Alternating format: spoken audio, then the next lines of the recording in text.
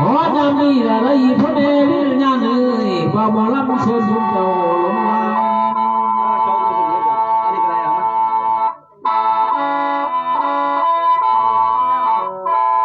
ขันพญานคว้างแล้วหมอลำข่าวเชิญทุกเจ้าลงมาทั้งวัน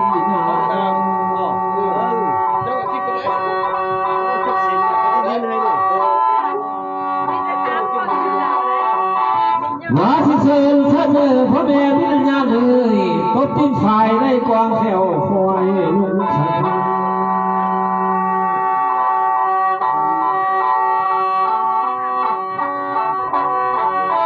มาที่เชิญมาบินญาณเลยตบทิ้งลงได้ลายแถวสา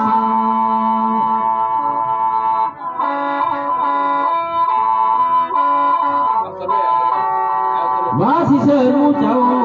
ยามบัดขวางลงเชิญเพียงลงนี่เอ้ยมาลำเอาคนเด้อ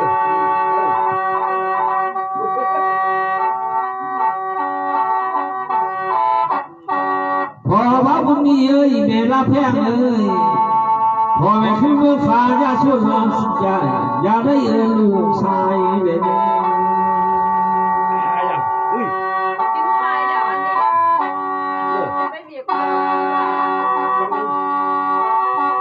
การทำทุกเป็นพ่อตาแม่นายนี่พอบุญเพ่งแม่นางทำเมื่อมึงบุญจะชวนมึงลานลา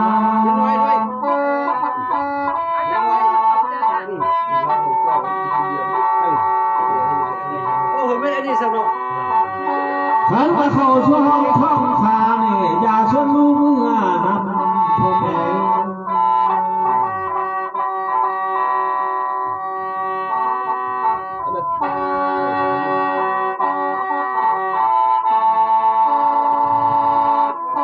ว่าที่เชิญเนอพ่อแม่วิญญาณเอ้ยไปเที่ยวเราพาแล้วนะ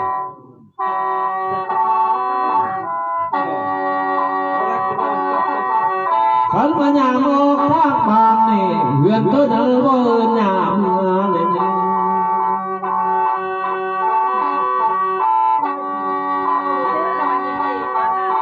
พอไม่วิญญาณเลยเหือนเมื่อบ่ชวนทุกเจ้าญาติได้ขึ้น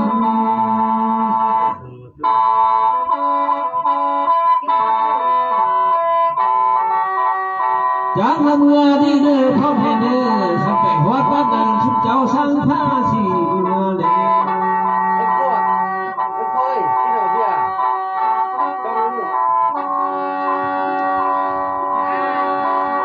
จากเมื่อดีเด้อพ่อแม่เด้อหัวผ้าดีสร้างผ้าเจ้า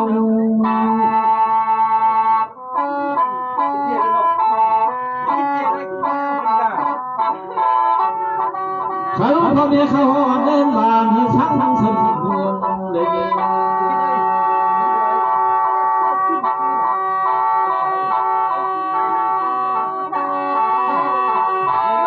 พอไม่มีงานเลยขึ้นมาหัวด้านงานมาชุ่มเจ้าสักปาเลย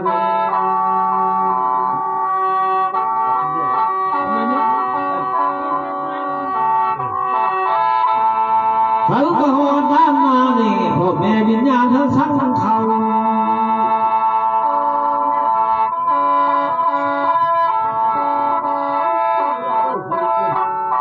สร้างเสนอพ่อแม่เนอสร้างสาชุ่มผู้เฒ่าเคยได้ห่วงแดนนาสร้างเลยแม่พ่อแม่สร้างเสนอ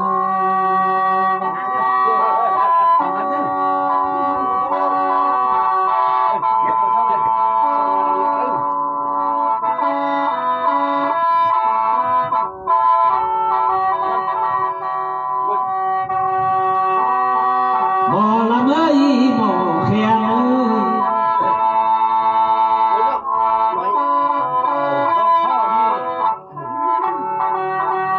พอมาเมื่องบนหมอลาสุเฮาจะได้อยู่กัน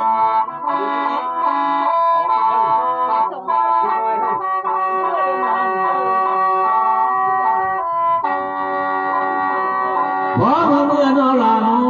เสียหนอมสงของมึงทุกขาดังอยู่มันยืนยาว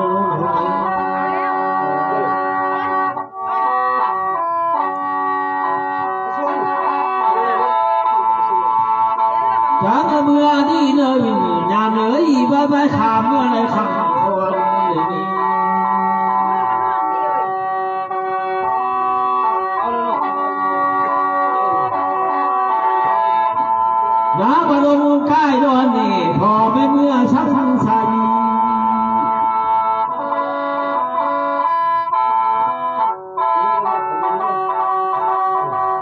พอมาดูพ่อแม่วิญญาณเอ้ยพาไปขามปากกูถึงหน้าเมื่อเดี๋ยวนี้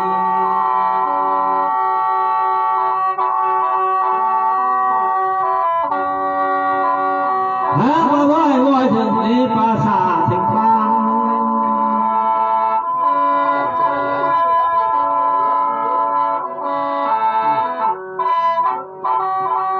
ขันละว่าพักนี้คือพ่อแม่กันพักทั้งสี่คน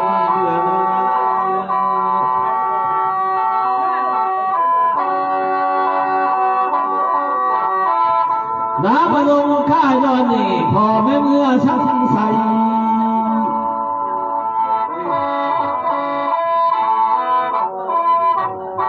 พอกระนอวิญญาณเลยไม่บงทับแดนให้เมื่อละนี่ไม่ไล่หน่อยลงทับแดนมาบึง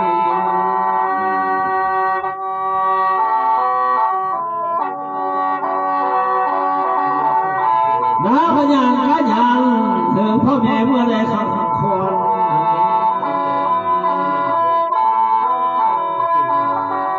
วิญญาณน้อยดงค่ายดอนนี่ชุมจะเมื่อชักทั้งใส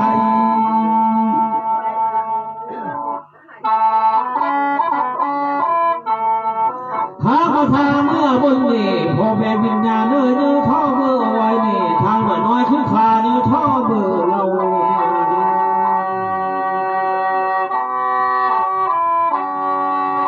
ข้าถามว่าพักนี้พ่อแม่กายพักทั้งสี่คน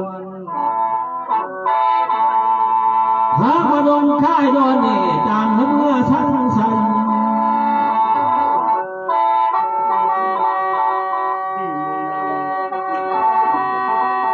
หาพอพลบอลหันหน่อไปหอดบ้านหน่อย14เชียน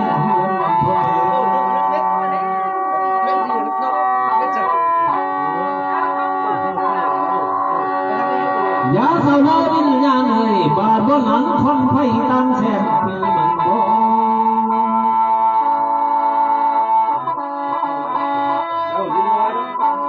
อย่าแต่ก็วิญญาณเลยนำมาปุ่มเสียนมือบ่ไม้ไก่พ่อแม่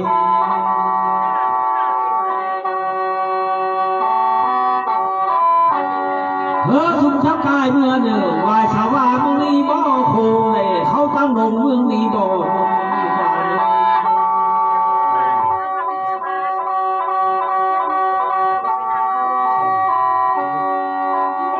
เขาสุดเจ้าบางคนเมืองเลยนี่พวกแม่วิญญาณเธอเมืองนั้น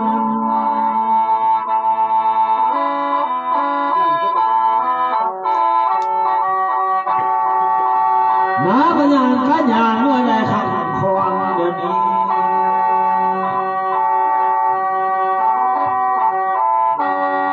จากเมื่อนี่เด้อพ่อแม่เด้อลงกายดอนเมื่อชักใส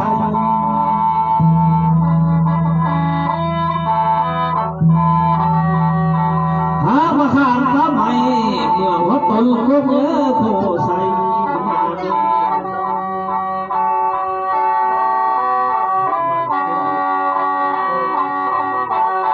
เบิกเมื่อพ่อแม่วิญญาณเอ๋ยจนโพหลวงนี้มันมี10เสียนา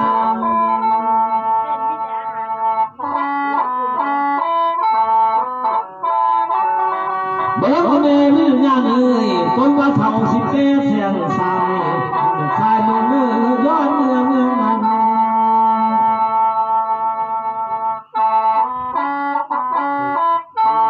หาพญานกายันอีเมื่อพาขังคอน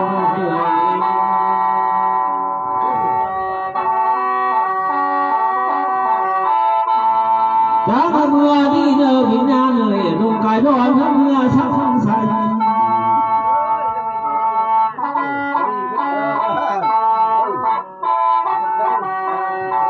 น้าพระพายพระไหม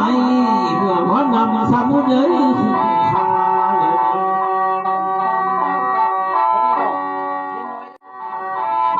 พอมโนวิญญาณเล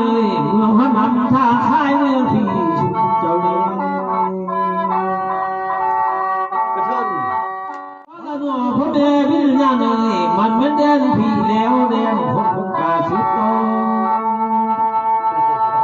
อันนี้ก็หัวเลยนี่ก็ย้อนไปนะหัวมันแค่ค่ะโอเคกันนึงแค่หัว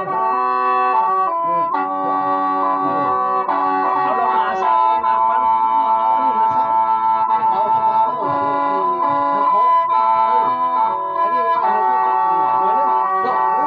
เบิ่งเอาเด้อพ่อแม่วิญญาณเอ้ยหาสิมีเหือเล่นดังรอใบตางของพ่อแม่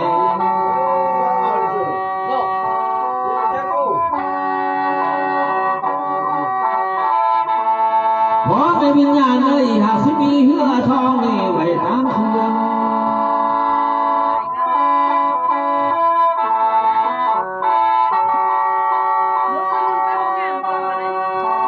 มาที่เชิญเธอเด้อพ่อแม่วิญญาณเอ้ยคนเครื่องเจ้าเสือเล่นเป็นกองสัน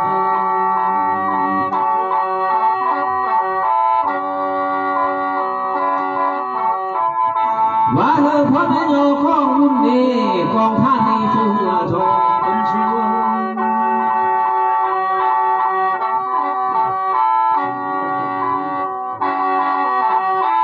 ฉันว่าในคนเครื่องแล้วเนาะ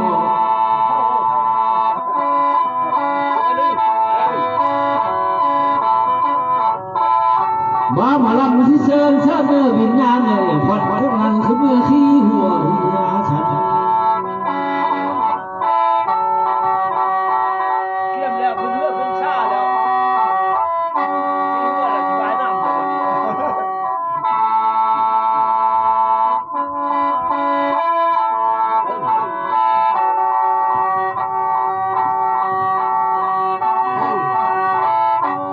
มาลำที่เชิญเธอนางคำเถื่อเธอจะไปขั้นทาย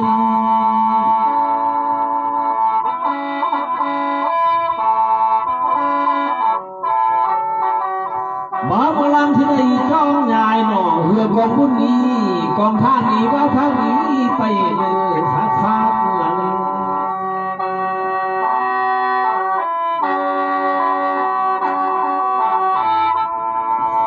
ขันว่าไว้กลางหักนี้ไปพ้องหัววังยา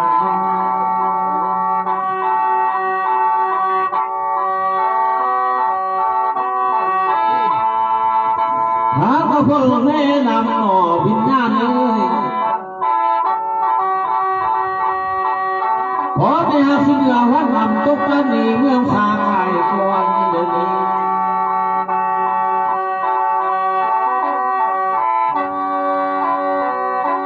เบิกเอาเนื้อเพราะว่าบุญมีเอ้ยแม่ละแพงเอ้ย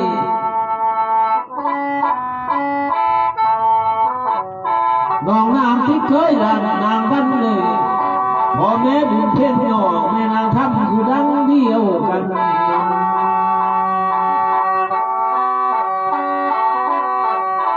เบิกเอาเนื้อวิญญาณเอ้ยเห็นและนำลูกสาวลูกตาไทยไทยเดินนี้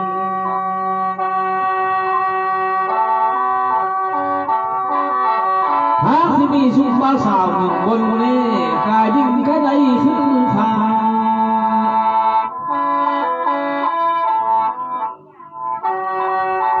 ขันว่าขึ้นในก้มมีพ่อแม่คอยปอเมื่อนี้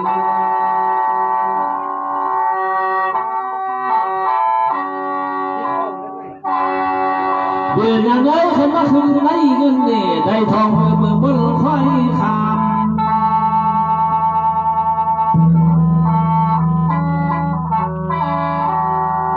ขอตะโนวิญญาณเอ้ยหมดพระกวางแทนเท่าพระผู้มวลไปเมื่อดี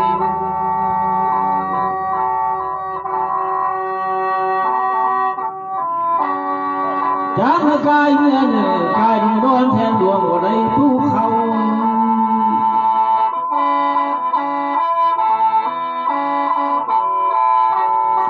อย่าเท่าเนื้อวิญญาณเอ้ยเทียมให้ดีมันบ่มีค่ากายเมื่อมี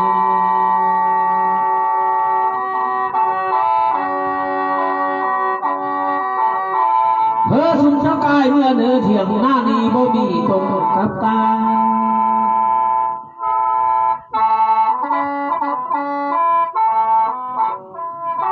หาตลอด คนดีมีแต่ผึ่งสามหอยมากั้งมุงหัวมันหัวบันบานเนื้อแทนข้าวขายเมืองเดียว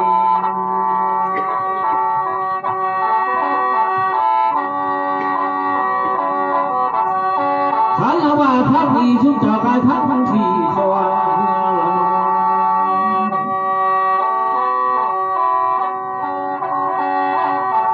พระพระองค์ค่ายดอนนี่พ่อแม่วิญญาณทั้งเมื่อชักทั้งใส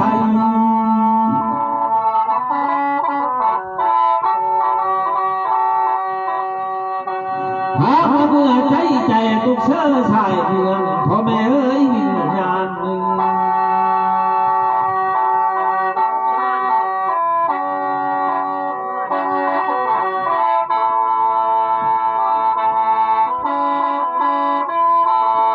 ยาเป็นพ่อแม่เนื้อใส่ยับยับนางที่มันเป็นเมืองหา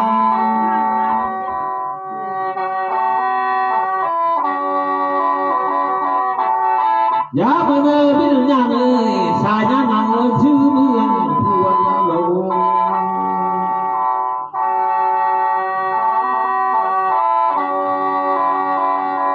โลสุนทรเบื่อชายทวนเอ๋เมืองหลวงเส้นชื่อ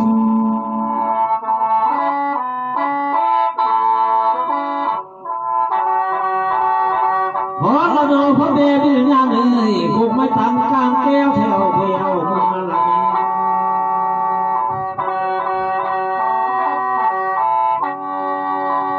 พอตอนดินแก้วแล้วดินลาวสักไฟ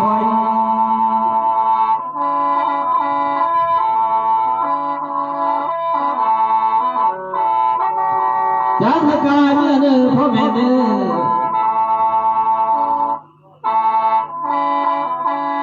ขันพระธาเมื่อบนนี้มันสนปีไก่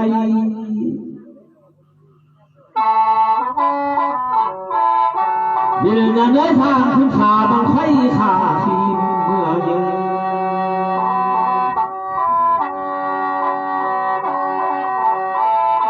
พระปัญญาปัญญาพ่อแม่เมื่อไรขับหักคอนอย่าเศร้าเลย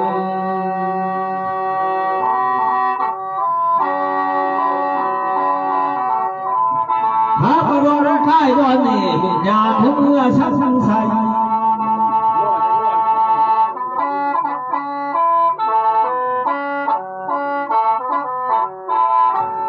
จังเมื่อนี่เด้อพ่อแม่เด้อ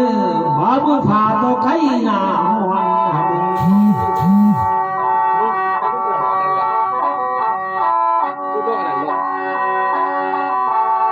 พระบ่เมื่อเมืองบนนี่พ่อแม่หาสิเห็นสาวบนสิทอดขอนนาแลง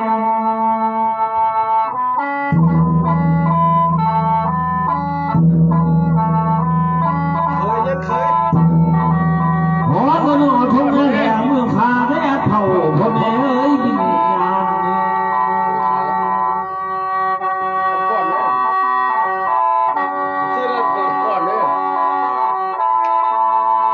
จันทกายเมื่อเนื้อพ่อแม่เนื้อทงนาเล่าเมื่อบนแดงใหม่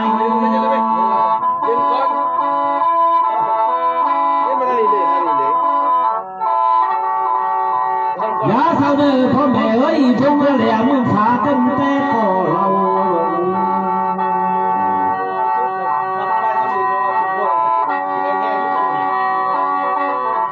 ขันว่าพักดีพ่อแม่ได้พักทั้งสี่คน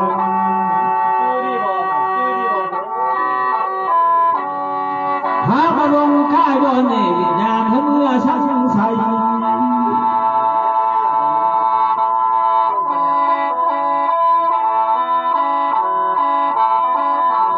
โอ้ยเนื้อละหมอแค่เนยเมื่อเธอใจตกเสื้อตูเมืองเหลืองนี้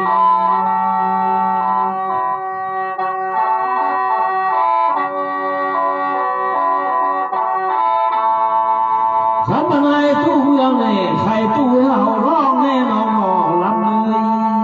ย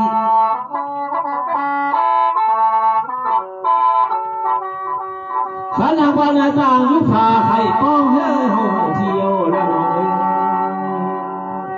ย บอกแคนเด้อเด้อเด้อ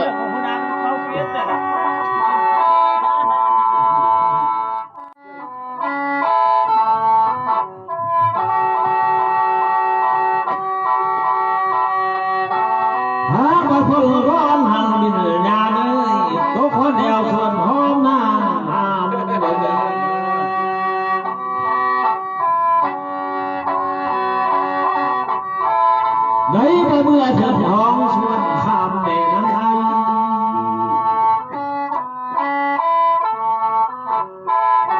ฮอดที่สองคนฮอดดิ้มเหมือนกันวิญญาณเอ้ยขันว่าผ่านข้าหอมวิญญาณพ่อแม่นั้นจะมือคอยตัวเพื่อน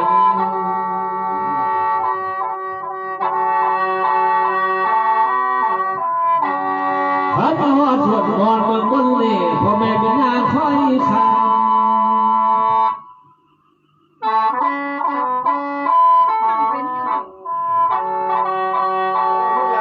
หาพระพุทธก้อนหันเล่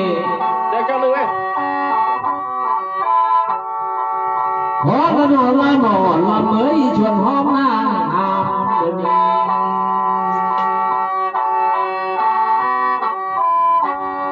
หาเมื่อเถิดท้องชวนข้ามแม่น้ำไอ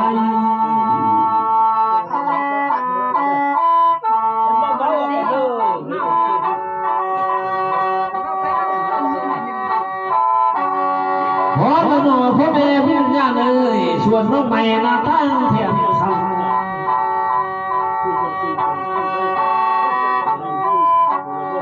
หาเมื่อหัวหันเน่ขันพอแม่นี้ห้ามนี้ปมห้ามนี้ย้อนก่อนเอง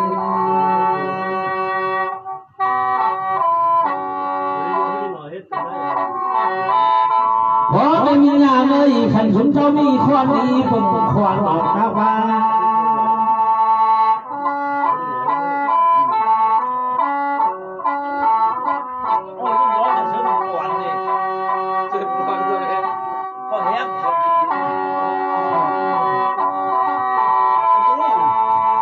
บ้าบลังที่จะพักการน้ำพ่อเนื้อเทียนคำงาน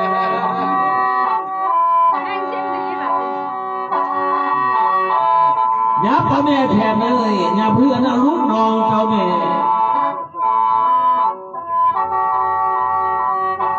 ว่าแทนยับพอเอาลูกยิงชายแทนเลย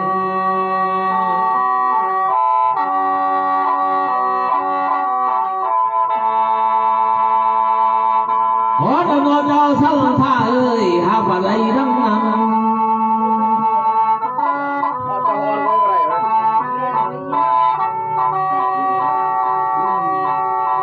แทนพระว่าให้เอิญเจ้าเนื้อยุ่งที่บ้านพี่น้องเด้อ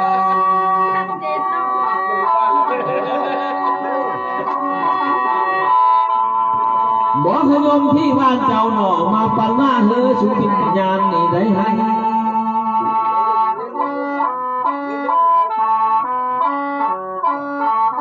บอกให้ยมที่บ้านแจ้งไทยมาปันให้เธอชุบิญญาณนี่ได้บายไว้สิ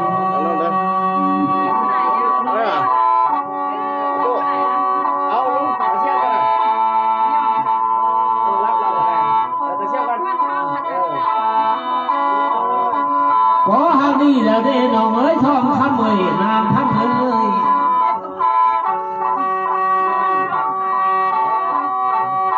ขันมาอยู่ที่บ้านปั่นให้เธอพ่อแม่เจ้าพัดซื้อตีนผ่างามเทว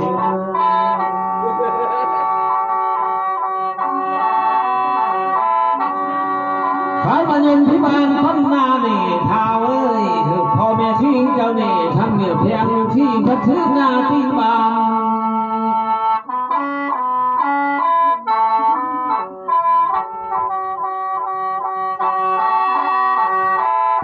บุรุษเพียงนี้แค่นั้นทั้งนี้คือทั้งเดียวกัน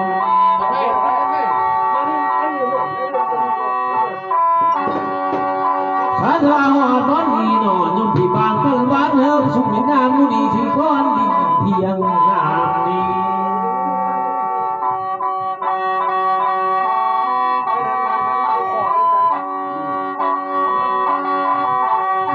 อยู่ในเนื้อพิจารณาเลย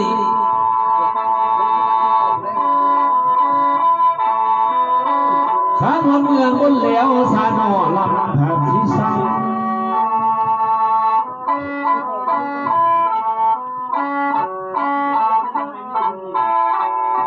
พอไม่มีงานเลยขันสุดเจ้าอยู่เมืองฟ้าไปท้ายน้ำยาไหลลำป่าเขาข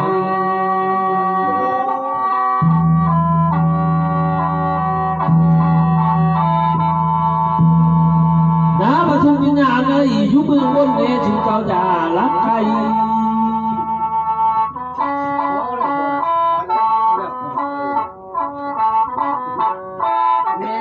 ขันขึ้นไปใจพยายามให้หนีหนออย่าละเพื่อนรักมันแทนเออ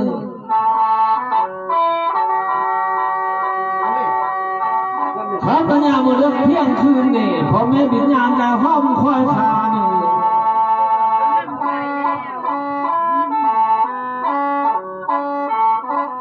ข้าปัญญาใครดีจะห้อมคอยแทนเนี่ยพอแม่เฮ้ยบิญญาณเลย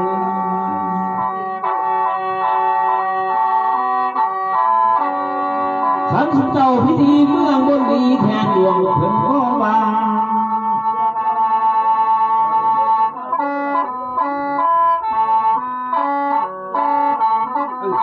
ยาเทววิญญาณเลยขันสุเจ้าพิธีคล้ายขายานแทนเท่าสิเชื่อขันทำงานกว่าหนึ่ง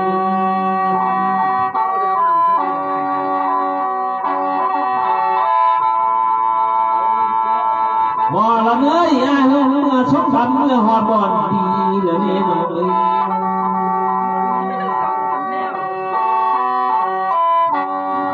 อาจจะชกวิญญาณนี่เมื่อถึงที่แล้ว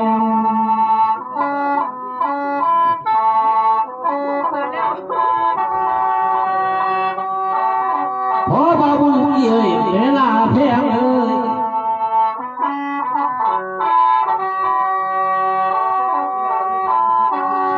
จักยังเอาลูกเสือเก้าหน้าชื่อนางติ๊กนี่ทำลายที่ชื่อนางวันเป็นเขา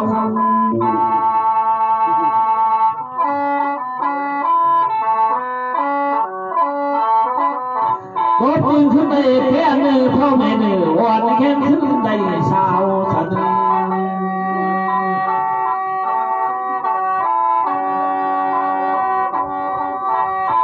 พอบาบุญวินีทำให้เท่าละแพงนี่รับทางโรงงานที่มีลานล้านางวันอยู่น้ำลำตาข่าวเด่นอยู่น้ำสาวปาสิ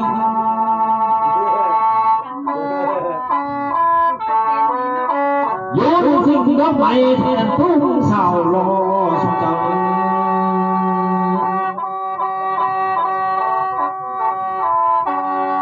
หามันยังโมเลนช่องอะไรยังพอเท่า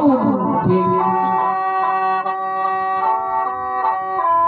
ผู้ที่เป็นพ่อตาหนอแม่ต้องทำให้หน้าแก้วมาเป็นคำ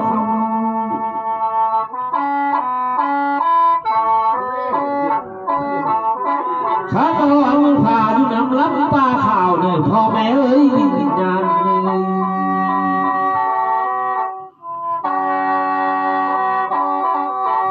ขันเมืองเล่นแล้วอยู่น้ำสาวปาคิง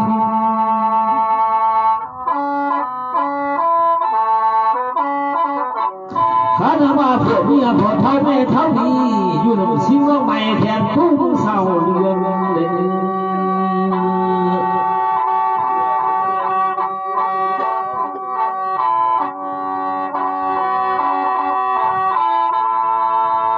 หาประมาวัดดีพ่อแม่วิญญาณเลย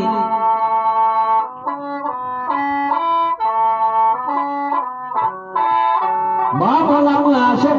พ่อแม่ดีเมื่อหอดก่อนดีเดี๋ยวนี้พอดีแล้วมาพลังมาชมวิญญาณในเมื่อถึงที่แล้ว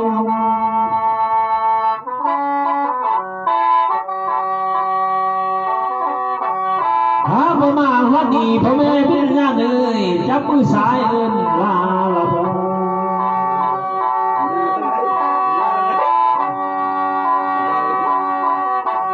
พอไปวิญญาณเลยจับมือขวาเอินซ้ำ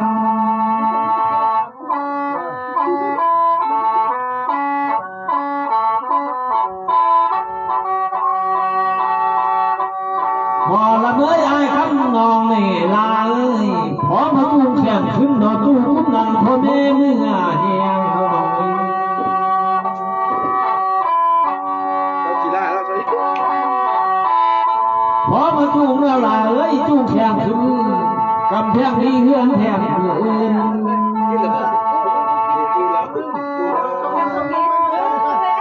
พ อนเนี่ยนั่นพัดแย่งเฮือนน้องเอ้ย ขอบคุณทางนี้สามคนเลยละหมอลำเนื้อเฮือนชุกแง่เฮือนปลาหนอ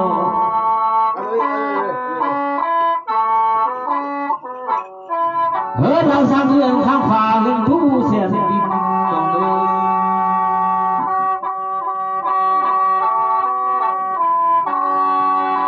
ไอ้ได้ชกฟิญญาณนี่หัวบนเงินละหัวขวัญเขา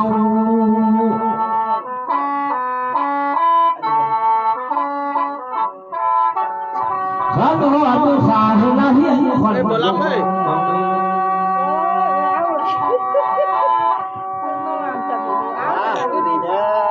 เฮียพระเนรหมอลำเนื้อขวัญเจ้าที่นั่นผู้ใดเป็นมาเนื้อน้องเอ้ย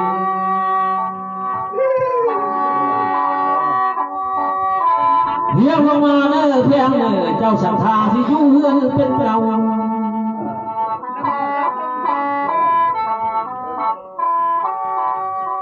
หาพยังบ่แล้วท่อนั้นโนเฮลาเฮียเนื้อขวัญหมอพี่นั่นผู้ใดเนื้อแข็งเนี่ย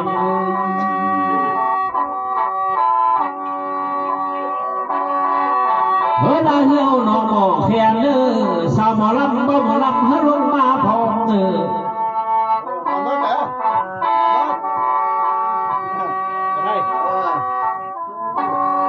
ยาลืมมือน้องเอ้ย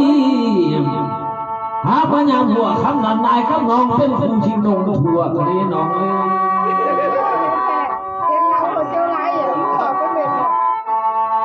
ข้าพญาหัวเลี้ยงนี่สองคนเฮาได้เป็นผัวเป็นเมียคือดังโดยน้องเอียงนี่มาบอกกันตื่นเดี๋ยวอย่าจะแม่มือเดี๋ยวม้วนใช่ไหมมือกับปลาหมกมัน เฮ้ยก็ผ่ามันเด้ก็จะวางเด้สุดเด้พอเมื่อเสียงข่าเมื่อชนกองทานนั่นนี่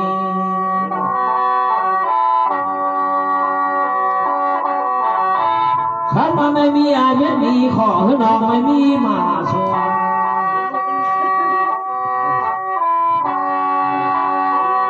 ขันในมวลสายเย็นดีขอให้น้องเอาไม่มวนมาเลย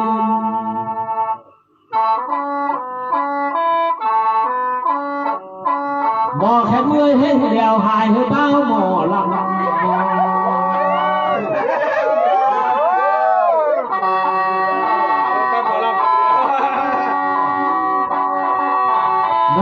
แก้วอ่อนย้อนสาวทุกวัน